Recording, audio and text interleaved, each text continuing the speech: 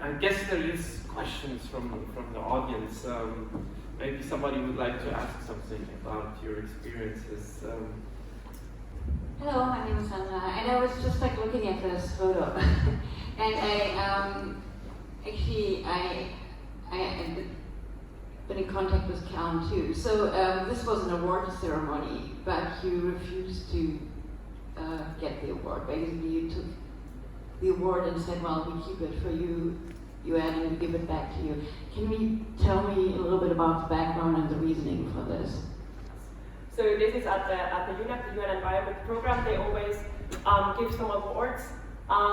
We got the award and refused it because we say awards is something where we celebrate, but we cannot really celebrate any achievements yet because the CO2 is still rising. We are not over climate catastrophe. We don't even see it on the horizon that we are making it. So we think to give an award to young people because they're standing up is not the right thing, because you just satisfy your own failures and inactions. So we refuse to take the award, but we are holding it, so it's actually in my room, and we're holding it to give it back when the United Nations, as the multilateral place where we believe that this action will be taken, we are giving it back as soon as the CO2 is going down and we are going to achieve the Paris Agreement. My question is sort of related, and I'm happy about that. I understand you have a lot of experience and you've been talking to a lot of people, and that's amazing. I'm just wondering whether a worst case scenario ever came up, like a damage control plan that people are talking about. You mean about like the climate? Well, there is a very shocking report from some scientists in Australia. It's called the climate breakdown. And they have some scenarios that in the second half of the century, humanity will be decreased to half a billion people or something like this. That there will be like huge wars and mass extinction is going on around like species. So it sounds like a horror movie, and I guess there are a lot of very, very shocking reports. Maybe to add on this, the IPCC report, like where they combine all the science around the world on climate, they are mostly rather conservative. So they have like they talked about the melting of the Arctic, of like the very big ice fields, and they were already melting this summer, and they didn't actually put it in the report because they thought this is not going to happen in this century. So it's actually quite bad, yes. Hello, my name is Capucine. Thank you very much for the testimony.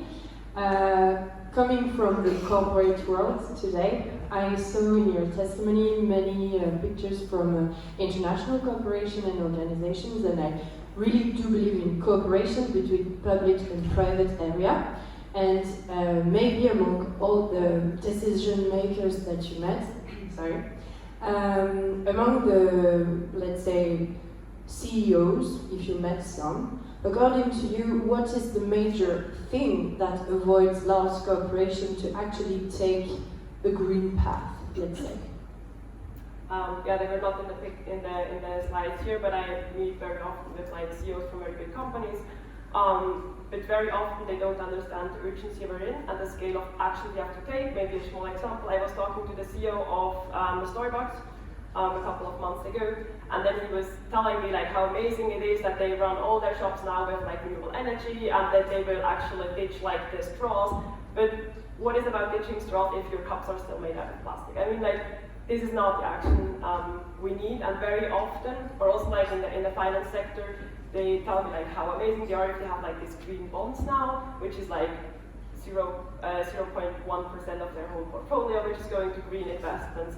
I think they don't understand that you have to shift everything possible in the right direction. That's not enough to have like 0.1% of green bonds, but we need like 100% of green bonds. But some of them are also limited by the economic system they are in. So especially if they're like shareholder companies, it's very hard to, because you're driven by the shareholders. It's very hard to say like, oh, we don't want to grow anymore, or we want to invest more in a sustainable transition rather than just go for the money. You work both, in bottom-up activities, protest groups, communities, and at the same time you also talk to the highest spheres of political influence. How does this go together for you, or when asked differently, when is the right time to protest and when is the right time to talk to the decision makers? Actually, very often, just right after the protest, we go and talk to high decision makers, and I think it needs both. We are not going to achieve our goals in time if there is only protest or only like talking to high decision maker. We need this bottom-up approach, but it's very important that we also talk to the decision makers, because very often they don't really understand us and what is going on. So I think just because time is so pressing and the issue is so urgent, we have to do both at the same time, and we cannot do either or wait. Okay, thank you very much. Okay, we have one more question here, and then we have to move on to the next. I will also stay here for the lunch. But Mark, Fanny, and then Mark. Okay, two quick questions. Quick question, as an answer. You talk to lots of decision makers, but you also emphasize how important it is to talk to the citizens and to also support them. And in my everyday experience, there's a lot of people of all ages who support this movement, but there's also people who say, I just don't believe in climate change, and people have said that 100 years, and I don't think it's happening. What is your response to that? How can you kind of convince these people?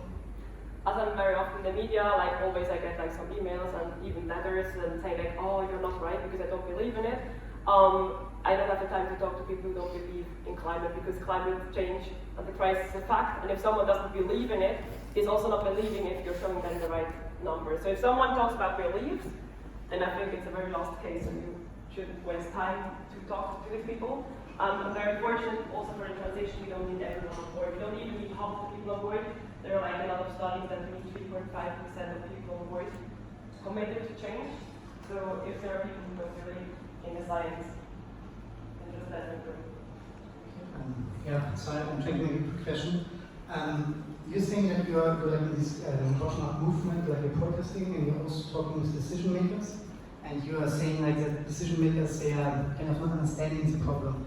But do you also need, because like I have the feeling that most people are actually aware that climate change is happening and they're trying to do something. So do you also need people like in the higher levels, like as to say, who are really against, or like a factor against this movement, or do you have any experience in this regard? So like who do you meet who's really an opponent in this discussion? So that climate change, like these actions are not happening.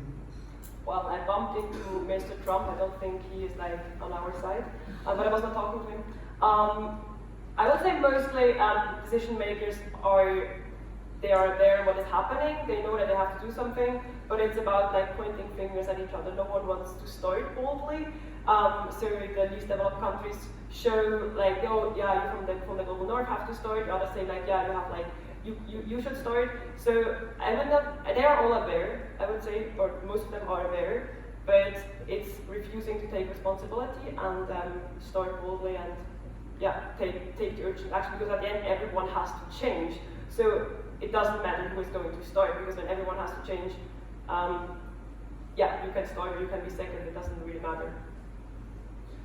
Thank you. Thank you very much, Marie-Claire, for your bold fight for more sustainability and for your support for the Climate City Cup. As you might already have learned, we plan to have the Climate City Cup every 2 years from now, so we would be really happy to have you as something like an ambassador for the Climate City Cup in the future.